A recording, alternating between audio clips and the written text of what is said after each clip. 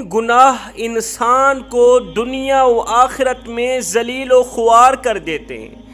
یہ تین گناہ ضلالت کا سبب بنتے ہیں، دنیا و آخرت کی رسوائی کا سبب بنتے ہیں۔ یہ تین گناہ انسان کو اللہ کے غضب کا نشانہ بناتے ہیں۔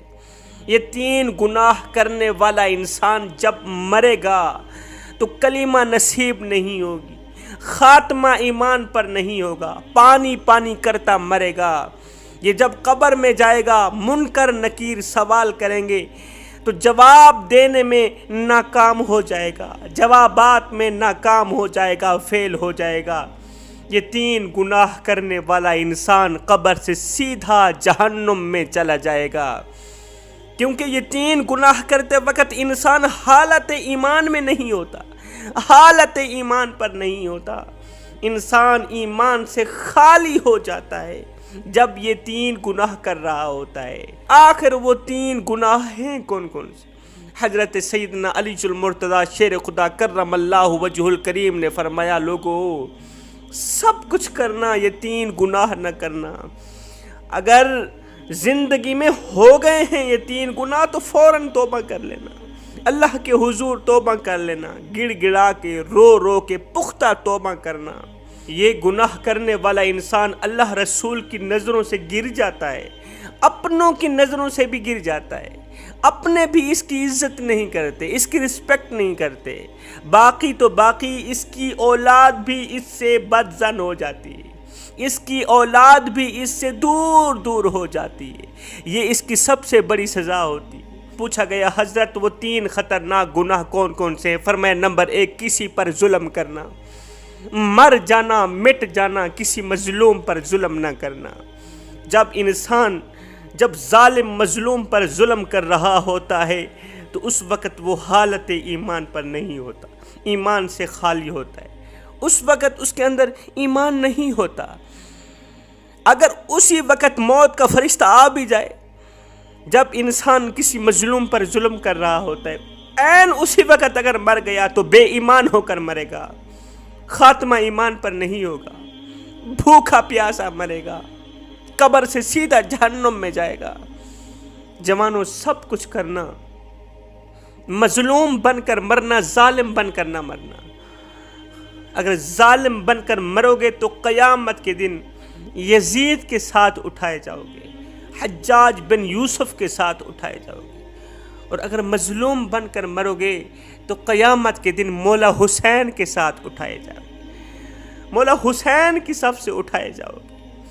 حجاج بن یوسف ظالم گورنر تھا، ظالم گورنر جس کا نام سن کر لوگ کانپ جاتے تھے، اتنا بڑا ظالم تھا۔ ایک دن حجاج بن یوسف کسی محفل میں آیا نا، کسی مجلس میں آیا تو سارے لوگ اٹھ کھڑے ہوئے ادباً احتراماً، ڈرتے مرتے تمام لوگ اٹھ کھڑے ہوئے۔ وہاں پر ایک فقیر اللہ والا بیٹھا تھا، وہ ٹانگ کے اوپر ٹانگ چڑھا کے بیٹھا رہا، اسے جنبش بھی نہ ہوئی، اسے پرواہ نہ ہوئی کہ وقت کا ظالم گورنر آیا ہے۔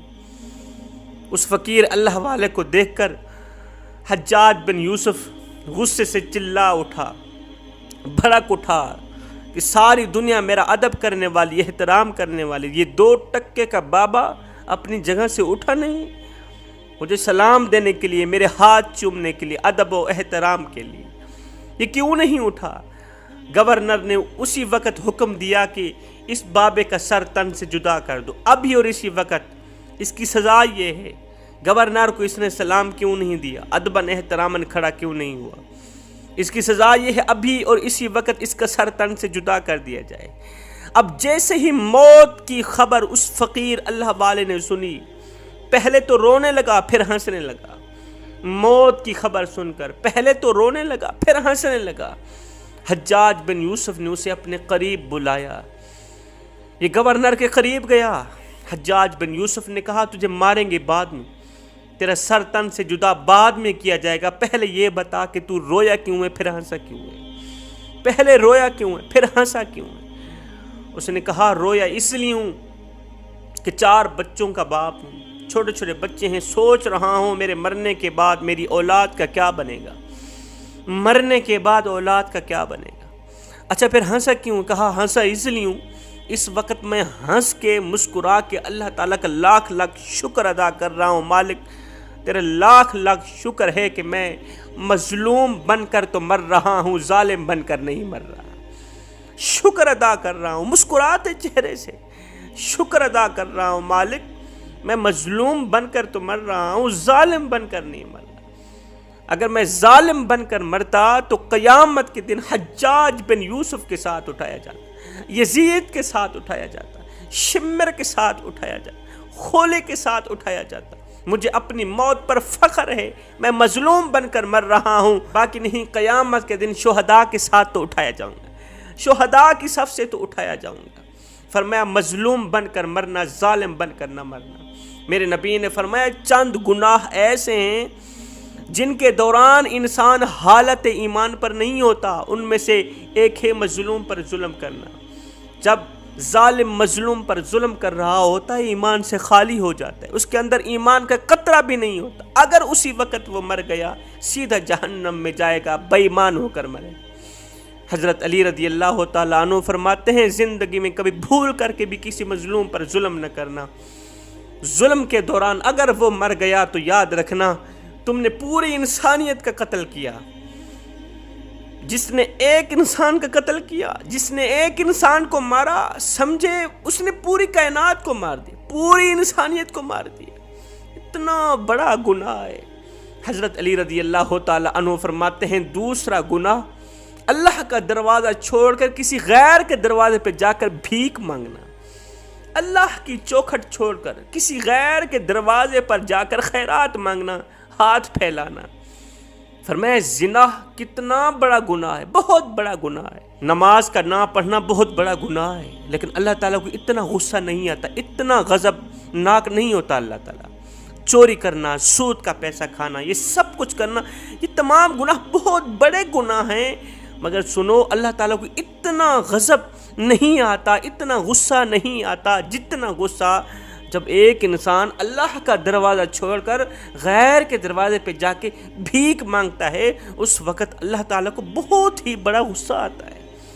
ایسے انسان پر اللہ تعالیٰ غضب ناک ہوتا ہے، اور تیرا ستیہ ناس ہو، میں تیرا مالک ہوں جس نے تجھے پیدا کیا، جس نے تجھے شعور بخشا، جس نے تجھے دیکھنے کے لیے آنکھیں عطا کی۔ یہ آنکھیں، یہ کان، یہ دل، یہ گردے، یہ پھیپھڑے، سب کچھ میں نے تجھے فری میں دے دیا۔ قیمتی مٹیریل، لاکھوں کروڑوں سے بھی زیادہ قیمتی میں نے تجھے فری میں دے دیا۔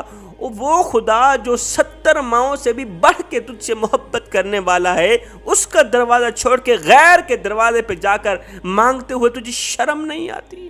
فرمایا جب ایک انسان اللہ کا دروازہ چھوڑ کر غیر کے دروازے پہ جا کے خیرات مانگتا ہے، بھیک مانگتا ہے نا، اس وقت اللہ تعالیٰ کو بہت ہی زیادہ غصہ آتا ہے۔ یہ وہ گناہ ہے جو انسان کو دنیا و آخرت میں ذلیل و خوار کر دیتا ہے۔ فرماتے ہیں تیسرا گناہ والدین کو دکھ دینا، والدین کو درد دینا۔ فرمایا یہ 3 گناہ ایسے ہیں جو انسان کو دنیا و آخرت میں ذلیل و خوار کر دیتے ہیں۔